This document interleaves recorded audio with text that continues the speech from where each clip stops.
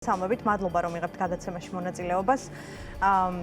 დღეს გამოქვეყნდა ეუთო ოდირის დასკვნა რეპრესიულ კანონებზე, რომელიც რამდენიმე დღეში სამი მოსმენით მიიღო ქართულმა ოცნებამ და შეიძლება ითქვას, რომ ყველა ცვლილება, რაც პროტესტის მონაწილეების წინააღმდეგ იყო მიმართული და გამკაცრებას ისახავდა მიზნად, არის გაკრიტიკებული. გაქვთ რაიმე მოლოდინი პოლიტიკის შეცვლისა ქართული ოცნების მხრიდან, ალბათ ძალიან გულუბრყვილო კითხვა არის, თუმცა მაინტერესებს ამ ტიპის ორგანიზაციების დასკვნებს რა შედეგი შეიძლება მოხდეს, რა გავლენა თუ ეფექტი პროცესზე. მოგესალმებით, რუსთან დიდი მადლობა მოწვევისთვის, მივესალმებით თქვენს მაყურებელს. არ შეიძლება არ გამოვეხმაურო ჯერ შემზარავ ფაქტს, რომელიც მოხდა გუშინ ღამე ჭავჭავაძის გამზირზე, მართლა ის რაც უკვე ხდება თბილისის ქუჩებში, ალბათ ყველაზე ძალადობრივ ქალაქებს გადაუსწარით. სოფლიოში ვთქვათ, იოჰანესბურგი იქნება ეს თუ რამდენიმე რეიტინგებში არის ქალაქები, რომლებიც ცნობილია ძალადობებით და ეს არა მარტო რაოდენობა დანაშაულების, არამედ როგორ ხდება ამ დანაშაულების ჩადენა ჩვენ ქუჩებში. კიდევ ერთხელ აჩვენებს, რომ ჯერ ესერთი არავისთვის ეს ქვეყანა უსაფრთხო არ არის და მეორე, რომ თავიდან ბოლომდე მიტოვებულია ეს სახელმწიფო, მიტოვებულია ის მთავარი პასუხისმგებლობა, რაც აქვს ამ ხელისუფლებას, რომელიც თვლის, რომ ხელისუფლებაა მართვა, ადამიანების პასუხისმგებაში მიცემა, ის რომ მიტაცებულია სასამართლო და პროკურატურა და ადამიანები ვერ ხედავენ, ვერავინ ვერ ხედავს, აცრ რომ წავიდეს სასამართლოში. იმის ფონზე, რომ მთელი რესურსი, მთელი პოლიცია გადართული არის რუსთაველზე, ვინ გამოჩნდება და ვინ არ გამოჩნდება, ჩვენი დღის წესრიგის თვალყურის დევნებაში და ჩაწერაში. აი ამ მდგომარეობაში ვართ. თქვენ კითხვას უპასუხებ, რა თქმა უნდა, ყველა კანონები, რომელიც მიიღო ქართულმა ოცნებამ დეკემბრის ბოლოდან აი დღემდე, რომელსაც იღებს დაწყებული ჯარიმებით, რომლებიც აღემატება მინიმალურ ხელფას რამდენიმე ათეული რაოდენობით, ხო?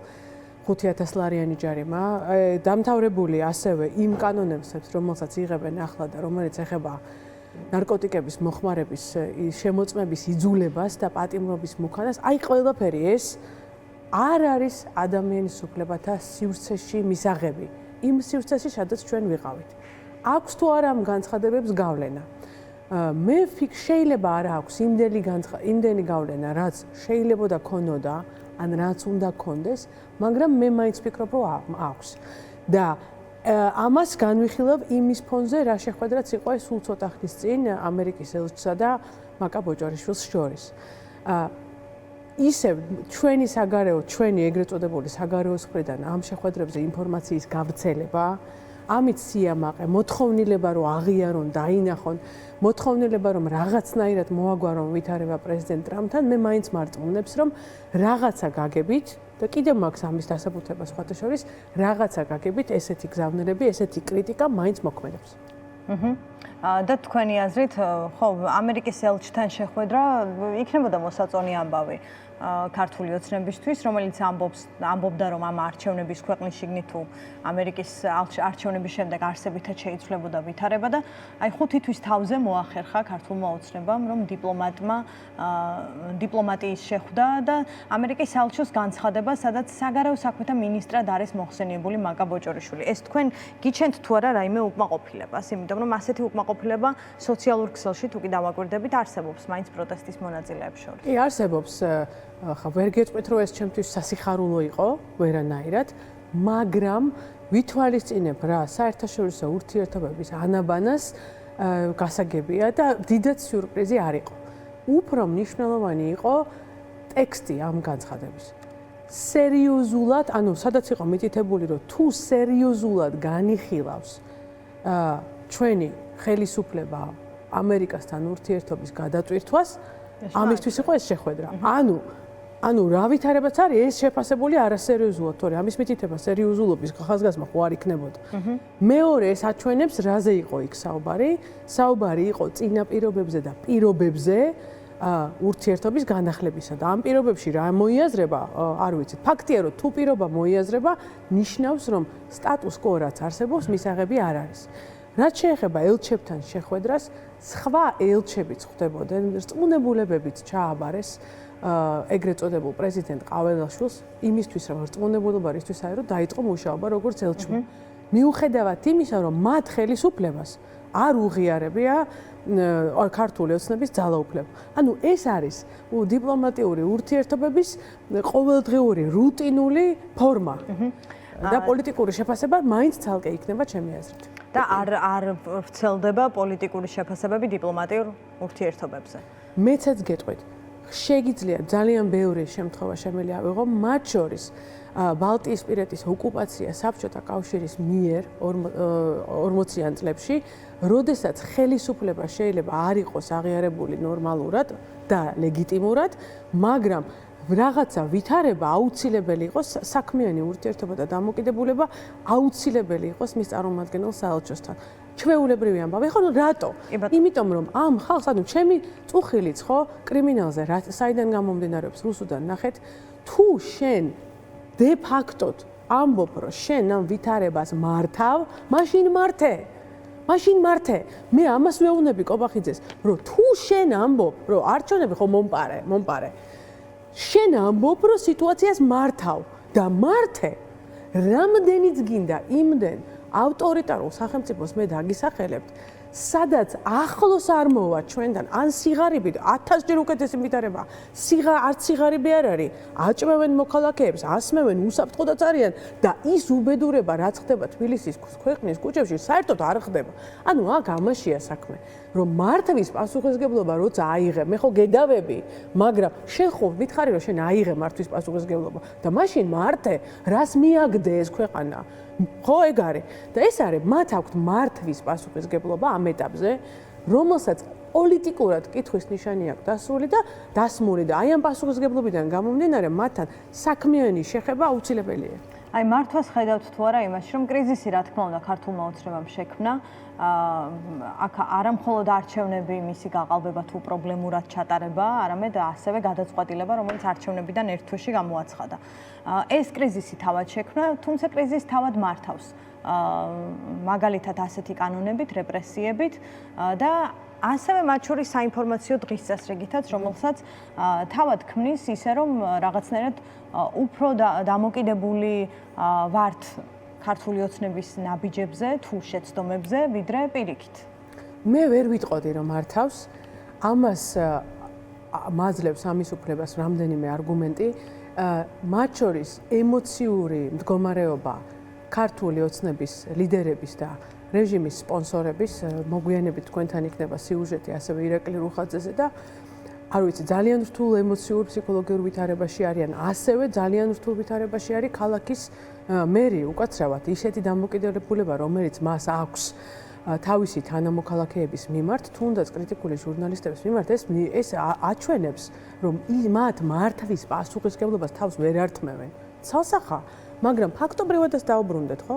სტუდენტების აღდგენა თეატრალურ უნივერსიტეტში ეგრეთ წოდებული რექტორის მიმართ. ესე იგი, ერთი კარგი ალბათ, რაც მოყვა ამ ძალიან სამწუხარო მოვლენებს, გაგვაცნო ის ადამიანები და იმ ადამიანების ხასიათი თუ ბიოგრაფია, ვისაც ჩაბარებული აქვს ჩვენი შვილების და თანამოქალაქეების განათლება. უკაცრავად ახლა საკმაოდ მიუღებელია ეს პირი, რომელიც ამ თეატრალურ უნივერსიტეტის ხელმძღვანელი არის. საერთოდ სად მისი სამსახური, რასაც მას ევალება და სად ის მეთოდები, ის ფორმები, რითაც ის გაუმკლავდა სტუდენტების პროტესტს.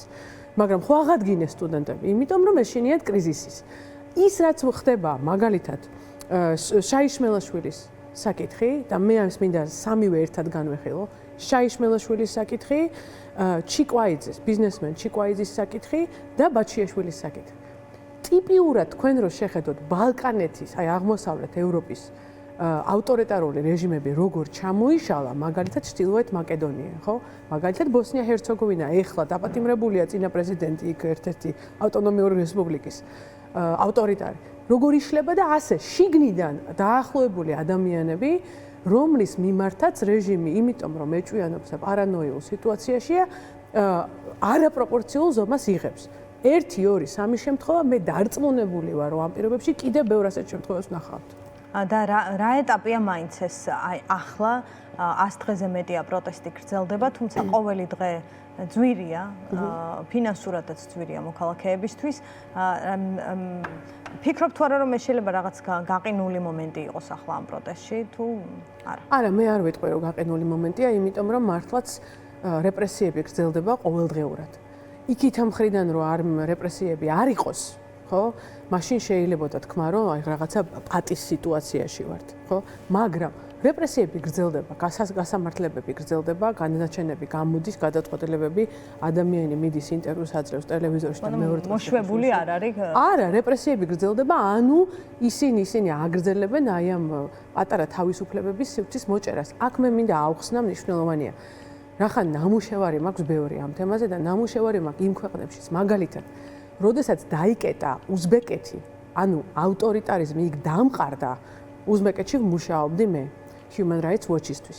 და როგორ იყო, იცით, ანუ იქ იყვნენ საერთაშორისო ორგანიზაციები, იყვნენ ტელევიზიები, იყო ოპოზიციური პარტიები, იყო უცხოური ტელევიზიები, BBC, იყვნენ საერთაშორისო ადამიანის უფლებათა ორგანიზაციები. და შემდეგ დიდი ფაქტის მერე აჯანყების შემდეგ, და რომელსაც მოყვა სისხლიანი ჩახშობა 2000 წლებში ვამბობ, ეს ყველაფერი ნელ-ნელა დაიკეტა. რატო ვამბობ ამას? რომ ავტორიტარიზმი არსებობს, კონსოლიდირებული ავტორიტარიზმი, არსებობს დემოკრატია, მაგრამ შუაში არის ძალიან ბევრი ნაცრისფერი რუხი სივრცე. ჩვენ ჯერ კონსოლიდირებულ ავტორიტარიზმში არა ვართ და სავარაუდოდ არც არასოდეს არ ვიქნებით, იქიდან ორი ფაქტორი. ერთი ინსტიტუციური ფაქტორი, როგორ ავართ, სად ცხოვრობთ, ვიზა ლიბერალიზაცია, კანდიდატის სტატუსი, ჩვენი ისტორია, ინსტიტუტები რამდენი წლის არის, ბოლო-ბოლო ხო ყავს ამდენი მოსამართლე, რომელმაც ეს არის რუხი ნაცრისფერი შუაში ვარ ახლა ჩვენთან. და მეორეს ვიტყვი ბოდიში, მეორე ეს არის ისტორიულად ჩემი საყვარელი საკითხი არის. თუ წაიკითხავთ ისტორიულ ლიტერატურას, რას წერენ რუსი მეფეები და რუსი ანალიტიკოსები კავკასიაზე, ეს დღევანდელი მომენტი არ არის, თქვენ კითხვას რო უპასუხო, ხო?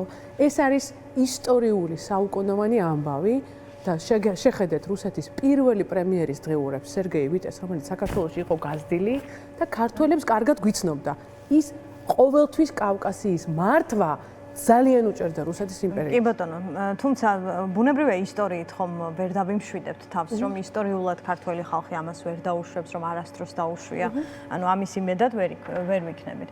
რა აკლია ამ პროცესს ახლა დღეს და თუ ესაუბრებით ან თუ გრძნობთ ასევე მოთხოვნებსაც, დაკვეთებსაც საზოგადოების მხრიდან, განსაკუთრებით მათი მხრიდან, ვინც არის პროტესტში ჩართული, უფრო ზუსტად იყო და შესაძლოა დღეს ნაკლები იმედით უყურებდეს პროცესს, რადგან ალბათ მეტი ბიძგი სჭირდებოდა ამ პროცესს პოლიტიკოსების მხრიდან. მე მომისმენი ასეთი აზრები და ამიტომ გეკითხები. კი, ეხლა მოგიპასუხებთ. რა თქმა უნდა, და ეს მოლოდინი იყო მცდარი და მე ამას ყველა ეთერში ვამბობდი, აქაც მithქვამს, როდესაც თქვენი კოლეგები მეკითხებოდნენ, რომ დაიწყო პროტესტი, კულმინაცია იქნება თუ არა, ანუ კულმინაციის უკან გასაგები იყო, რომ ბევრ ადამიანს ქონდა მოთხოვნილება, რომ ყოფილიყო გარკვეული გარღვევა. იმიტომ რომ ჩვენ ნანახი გვაქვს ამ ტიპის გარღვევები, ხო?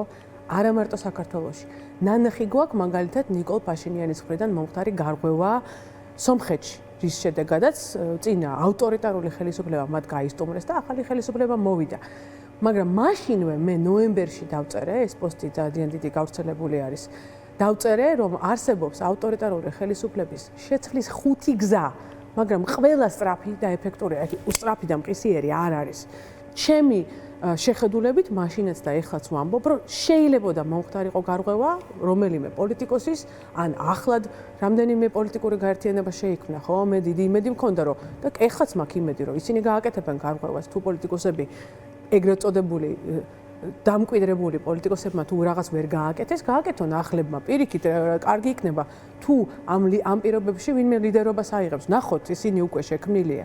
მაგრამ მე დავწერე მაშინ 5 გზა, რომელთაგანაც ერთი, რომელიც არის რეჟიმის ჩამოშლა, ნელ-ნელა, რომელსაც თქვი, რომ სავარაუდოდ იქ არის სხვადასხვა მეთოდები, სხვადასხვა მათ შორის შიგნით შიდა გადატრიალება. ესეც შეიძლება მოხდეს. შიდა, ანუ რეჟიმის შიგნით, მაგალითად როგორც მოხდა სამხრეთ კორეაში.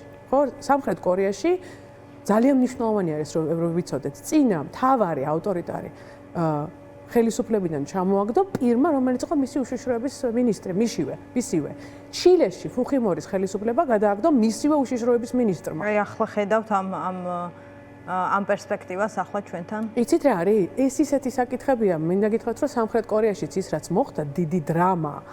ვერავინ ვერ იტყო და ერთი დღით ადრეც კი რომ ეს მოხდება. კი ბატონო, აი ახლა რაც ხდება ამ ხუთი გზიდან, რომელ შეესაბამება ჩვენი ვითარება. ამ ხუთი გზიდან ყველაზე რეალურია, ესეც შეიძლება მოხდეს, რა თქმა უნდა, შიდა გადატრიალება, მაგრამ ასევე შიდა ხელისუფლების ჩაგდება, მაგრამ ასევე შეიძლება მოხდეს ის, რასაც თავიდანვე ვამბობდი. ეს არის ხელისუფლების ნელ-ნელა ჩამოშლა.